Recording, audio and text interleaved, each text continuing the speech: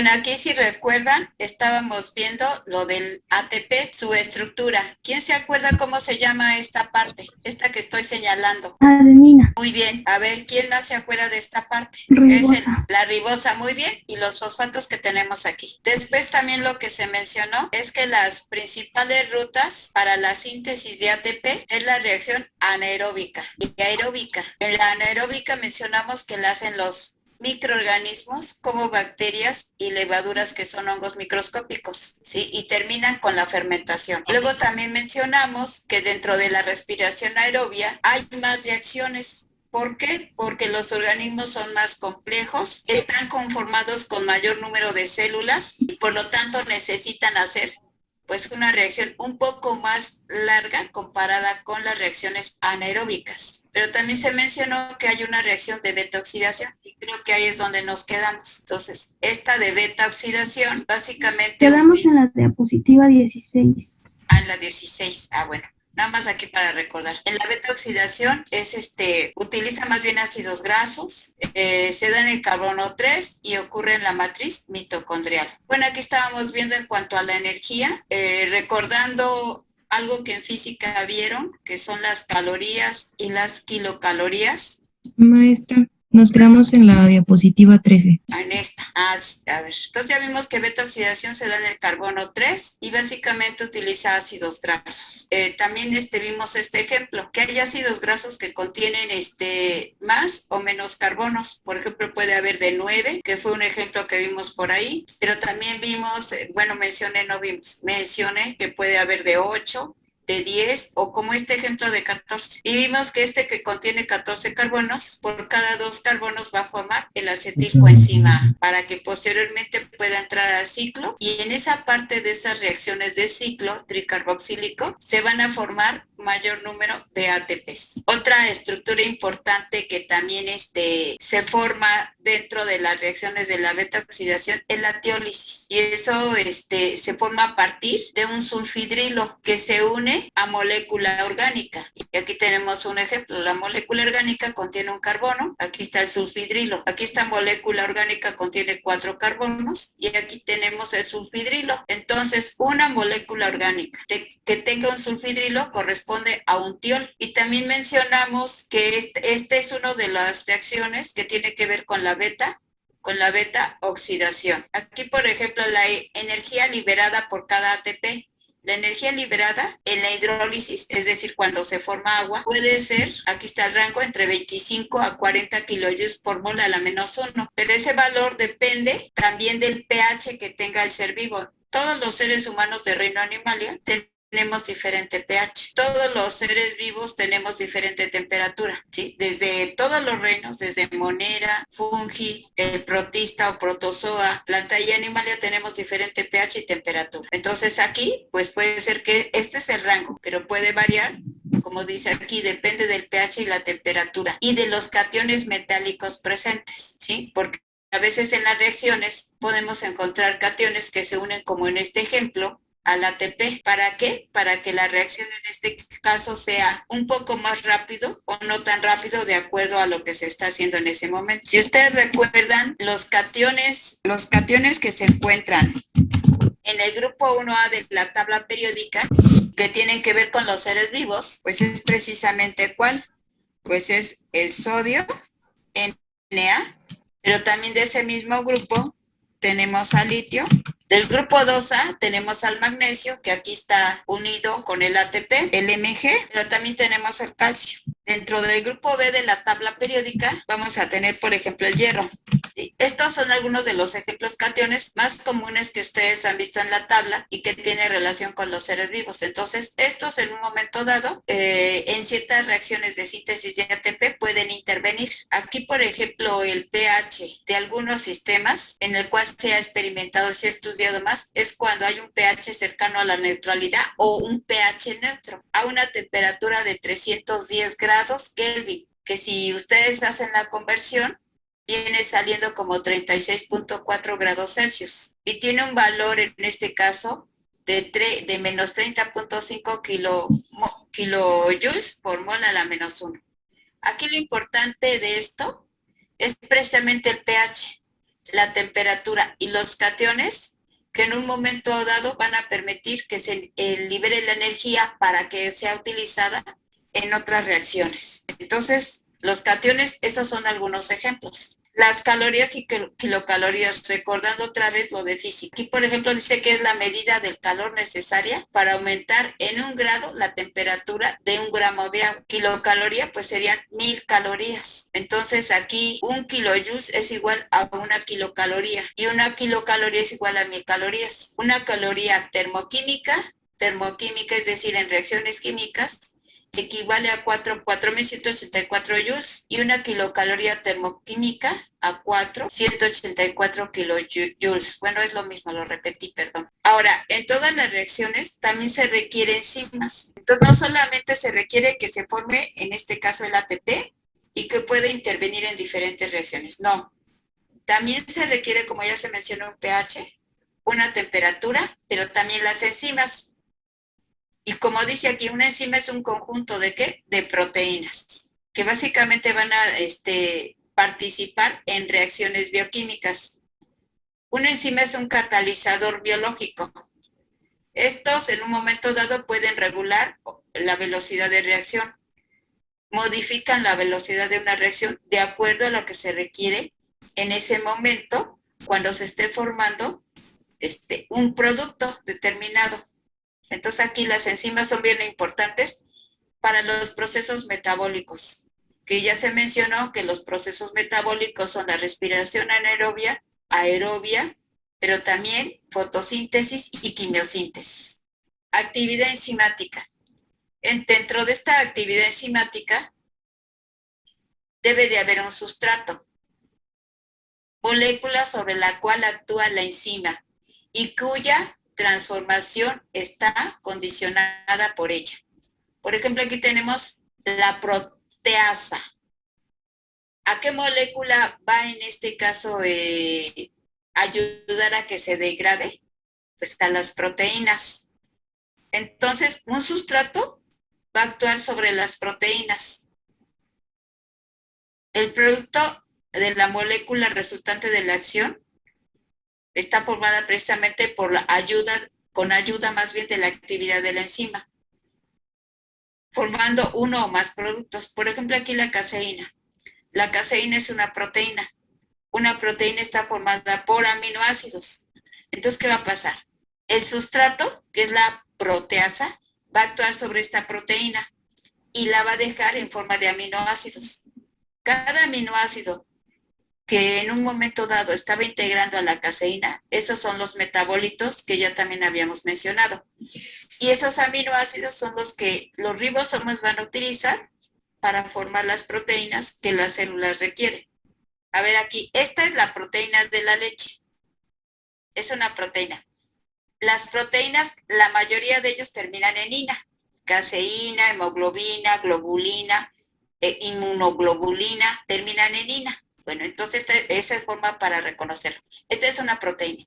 Esta proteína de la leche está formada por un conjunto de aminoácidos. Ahora, ¿cuál es el sustrato? El sustrato es esta proteína. ¿Sí? ¿Y cuál es la enzima que va a actuar sobre esta proteína? La que se llama proteasa. Va a actuar. ¿Qué es lo que va a hacer? Va a romper los enlaces, ¿sí? Los enlaces de los aminoácidos que conforman a esta proteína llamada caseína. Y esos aminoácidos son los que va a utilizar el ribosoma para ensamblarlos de acuerdo a la información que dé la célula y que indique que necesita la proteína A, la B, la C, la D. Igual, cualquier otra proteína que tengamos, en este caso nuestro cuerpo, y que por medio de los alimentos se aportó extrayendo esa proteína, lo que llamamos nutriente, siempre se va a convertir en aminoácidos. Y siempre en esas proteínas va a actuar la proteasa, pero el sustrato es la caseína. La enzima es la proteasa, que rompe los enlaces de los aminoácidos que conforman a la caseína. Bueno, pero las enzimas no solo, aquí está un ejemplo relacionado con proteína, caseína. Pero también a veces es necesario romper ciertos carbohidratos, como por ejemplo la lactosa, osa, termina en osa, casi todos los carbohidratos terminan en osa, así como dije que las proteínas terminan en ina. Osa, entonces lactosa, es un disacárido que está conformado por galactosa y glucosa. Entonces, ¿ahí qué va a suceder? Que se rompe la estructura química de la galactosa y la glucosa, se divide en dos. Y entonces, la glucosa, ¿sí?, como metabolito de la lactosa, es una de las moléculas que se utiliza para que se pueda, en este caso, realizar la respiración anaerobia o aerobia, dependiendo del organismo. Entonces, allí en el caso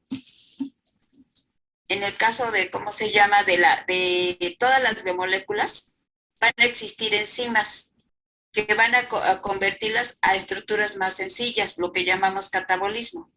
Entonces, aquí ya tenemos dos ejemplos, la caseína y la lactosa. Ahora, existen sistemas enzimáticos. Esos sistemas enzimáticos, como ya vimos hace rato, uno de ellos son las proteínas. Estas proteínas, las proteínas simples, solamente van a estar formadas precisamente de un conjunto de aminoácidos, pero a la vez las proteínas, un conjunto de proteínas, nos van a formar las enzimas. Ahora, ¿qué es aloenzima? La aloenzima está conformada por una apoenzima más una coenzima. Pero entonces, ¿qué es apoenzima? Es la estructura proteica. Es decir, apoenzima solamente contiene proteínas. Pero la coenzima, ¿qué es? Es una molécula orgánica. No contiene proteínas, no tiene proteínas, que transporta grupos químicos entre las enzimas y tiene una unión débil y de fácil separación. Por ejemplo, aquí pues, dice molécula orgánica. Entonces vamos a tener, en este caso, la apoenzima, que ya se mencionó que está formado por proteínas, y estas proteínas unidas precisamente a una molécula orgánica que contiene carbonos, hidrógenos. Puede ser que sea una molécula de un carbono, de 2, de 5, de 7 o de más, pero que no tiene proteínas. Entonces, ¿aquí qué va a suceder? Que cuando esté en forma de aloenzima, también va a actuar en forma de enzimas, pero aquí va a ser un poco más rápida la actividad química, actividad reactiva, porque está presente en la coenzima, que como se dice aquí, lleva, aparte de llevar todas las proteínas, lleva estructura orgánica formada de carbonos y hidrógenos.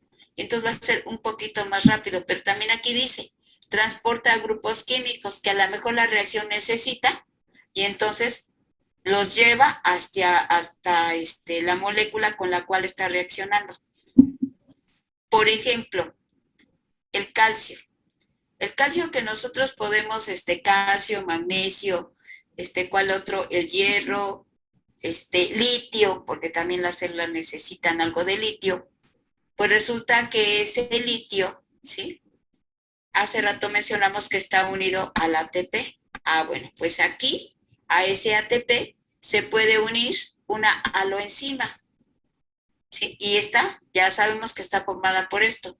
Entonces aquí, esta coenzima puede transportar tal vez algún metal o alguna otra, pero por medio de una estructura orgánica, o alguna otra molécula o algunos carbonos que necesite la reacción para complementarla, para que se ponga el producto que realmente se necesita. A ver, vamos a ver, aloenzima. ¿Esto a qué es igual? De una apoenzima más una coenzima. coenzima, muy bien. Esta parte que está aquí es como si fuera la proteína simple. ¿Qué decimos de una enzima? Una enzima está formada por un conjunto de proteínas y punto.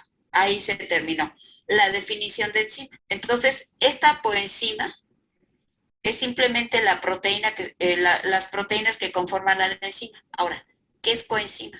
Aquí vamos a suponer, a ver, un ejemplo. Bueno, aquí tenemos a la enzima. Más CH2, CH2, CH2, CH3. Esta es una parte orgánica, porque está conformada ¿de qué? De carbonos e hidrógenos. Esta molécula puede llevar algún elemento que a lo mejor requiera la célula. Por ejemplo, las neuronas también necesitan ATP, pero necesitan un elemento que se llama litio en muy pequeña cantidad. Entonces aquí la molécula, aquí por ejemplo, tiene CH2. Entonces aquí esa parte orgánica puede ser que le está dando la indicación la neurona por medio de la estructura que se llama glía y le dice, ¿sabes qué? Necesito un litio. Entonces, ¿qué va a pasar?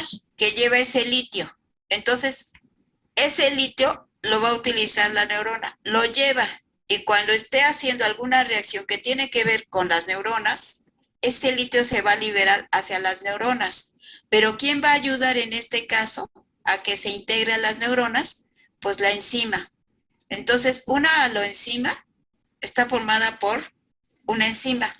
Cuando decimos enzima simple, ya sabemos que está formada solamente por proteínas. Pero si decimos apoenzima, es que estamos entonces hablando de la aloenzima, de una parte, en este caso, de la aloenzima. Entonces, aquí está el ejemplo. No sé si con ese ya quedó más claro. Ahora, hay algunas ocasiones que, ¿cómo se llama? Podemos tener la enzima, pues podemos tener la enzima y solamente vamos a tener carbonos, una molécula orgánica, CH3, CH2 y así N veces. Eso va a depender de la reacción.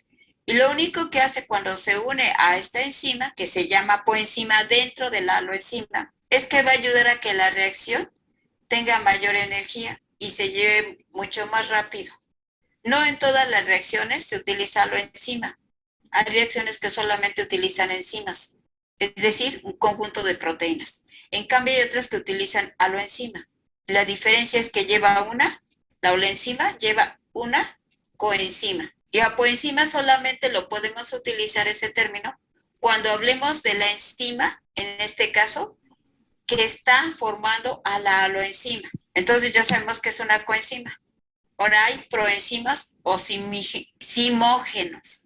Entonces dice enzimas sintetizadas como precursores no funcionales, por ejemplo, de estas sustancias, del cloruro de calcio y del fosfato de calcio. Dice enzimas sintetizadas como precursores no funcionales de estas moléculas. ¿Eso qué quiere decir? Eso se refiere a lo siguiente. Por ejemplo, nosotros sabemos que dentro de nuestro cuerpo se van a formar varios productos que son sustancias de excreción, así como se forman productos que son necesarios, pero se van a formar varios productos. Entonces, aquí, ¿qué dice? Enzimas sintetizadas como precursores no funcionales. Estos son algunos de aquellas moléculas, no son las únicas, que básicamente se van a formar como productos de una reacción, pero son productos de excreción. Entonces también para que se puedan formar los productos de excreción debe de haber lo que se llama simógenos o las proenzimas. Se activan por la eliminación de fragmentos peptídicos de una molécula. ¿Qué es un fragmento peptídico? Son la unión de unos cuantos aminoácidos que exactamente no llegan a formar una proteína. Cuando una proteína se forma es porque mínimo tiene 50 aminoácidos, pero si tiene 49, 48, 36 aminoácidos unidos, esa es una unión peptídica, o también llamado un polipéptido, unión de varios aminoácidos que no llegan a formar en este caso una enzima, pero que sí van a ayudar a formar, a transportar, ¿sí? O a seleccionar las sustancias que no les sirven, con ayuda del riñón, con ayuda de la vejiga, con ayuda de los poros de la piel. Esas sustancias se van a eliminar, ayudan a formar, o más bien, a formar sustancias de excreción. Y los iminógenos, ¿qué son? Fragmentos peptídicos. ¿Qué es un fragmento peptídico? La unión de varios aminoácidos, también llamado polipéptido, porque poli significa muchos. ¿Muchos qué? Pues muchos aminoácidos unidos, pero no llegan a formar una proteína. Los iminógenos no llegan a formar proteínas, pero sí van a ayudar a que se formen sustancias de excreción que deben de ser eliminadas. Hay otros ejemplos de siminógenos. Ejemplo, Hay una, dentro del estómago, cuando se está produciendo el metabolismo de ciertas sustancias, está el pexinógeno gástrico. Este dice que pierde 44 aminoácidos y da como resultado una pexina, terminación ina. ¿Qué es este? Si tiene la terminación ina, ¿qué les dije que era? Una proteína. Exactamente. Es una proteína, ¿sí? Y esta proteína está formada por un conjunto de aminoácidos y va a actuar como en este caso, como un aminoácido. Aquí está. Es una proenzima precursora de la pexina. Es secretada por las células zimogénicas halladas en las glándulas fúngicas, esto es en el estómago, ¿sí? El pexinógeno se activa transformándose en pexina al entrar en contacto, con el ácido clorhídrico, ¿en donde? En el estómago. Esto se da en el metabolismo. Pero aquí, ¿qué pasa? Aquí dice que los zimógenos son fragmentos, en este caso, ¿de qué? De aminoácidos. Aquí estamos viendo, por ejemplo, otro que se forma, pero en el estómago, donde va a perder, bueno, no pierde, más bien, esta molécula se desintegra, una parte se convierte en pexina y quedan 44 aminoácidos. ¿Esos 44 aminoácidos llegarán a formar una proteína? No. No. Y como no lo forma, por eso se llama zimógeno. Entonces, este es otro ejemplo, pero que se forma en el estómago dentro del metabolismo. Aquí, por ejemplo, el estómago, cuando está realizando el metabolismo, con ayuda de, como dice aquí, del ácido clorhídrico, de otras enzimas como la pexina, ¿sí? Podemos tener un pH, en este caso, que puede ir de 8 hacia atrás, es decir, hacia 3. Es decir, estamos dentro de pH básico hasta pH ácido. ¿Eso de qué va a depender? Pues de los alimentos que estemos consumiendo y de los productos que se están formando y de los desechos que también se están formando y que no van a cumplir una función a partir de estos componentes. Aquí mencionamos en la anterior que esta sustancia está actuando en el metabolismo, pero esta sustancia es el precursor de esta proteína. Entonces, si es el precursor de esta proteína, solamente del pexinógeno, una parte de esa estructura química, o de otra manera, esta proteína conforma al pexinógeno. Pero cuando de aquí, de esta sustancia, se extrae esta proteína, solamente se queda con 44 aminoácidos. Y tiene que quedarse en forma de pexina porque va a participar básicamente en el metabolismo de los alimentos, en la digestión, por llamarle así. Lo encontramos en el estómago, pero es el precursor de la pexina. Y aquí dice, al entrar en contacto con el ácido, hay ácido clorhídrico en el estómago que se forma. Y entonces, de esa manera, ¿qué va a hacer? Pues se van a metabolizar los alimentos. Esta es una de las, ¿cómo se llama? Proteínas principales que ayuda a metabolizar con otras enzimas en el estómago con el ácido clorhídrico, y que dependiendo del tipo de alimento que se está metabolizando, se puede formar más o menos pexina, pero el pH que vamos a tener va a estar dentro del rango que empieza con 8. En este caso, el 8, si ustedes recuerdan, es básico, y dependiendo del alimento puede ser que empiece con 8 y vaya disminuyendo hasta llegar a una acidez de 3. Entonces, cuando nosotros estamos metabolizando, empieza con 8. De acuerdo a los alimentos que se están metabolizando en la digestión con ayuda de la pexina, del ácido clorhídrico y de otras enzimas, el pH puede quedar en 8, en 7, en 6, en 5, etcétera, hasta llegar al punto de pH de 3 que ya corresponde al ácido. Pero eso es con ayuda de las enzimas y con el tipo de alimento que estamos tomando. Por eso nos están dando este rango, pero siempre se va a iniciar con un pH básico y dependiendo del alimento va a disminuir o se queda cercano al 8. ¿Pero con ayuda de qué? De la pexina. ¿Y quién es el precursor? Pues esta sustancia que se sintetiza en el estómago. El estómago recibe las señales del bolo alimenticio que se está formando en la boca. Entonces en la boca, ¿qué es lo que va a suceder? Al formarse el bolo alimenticio, el estómago recibe la señal que debe de haber segregación de ácido clorhídrico y que a partir de este compuesto que lo tienen las células del estómago, se va a formar la pectina, que va a actuar como una enzima en los alimentos. Bueno, le vamos a dejar hasta ahí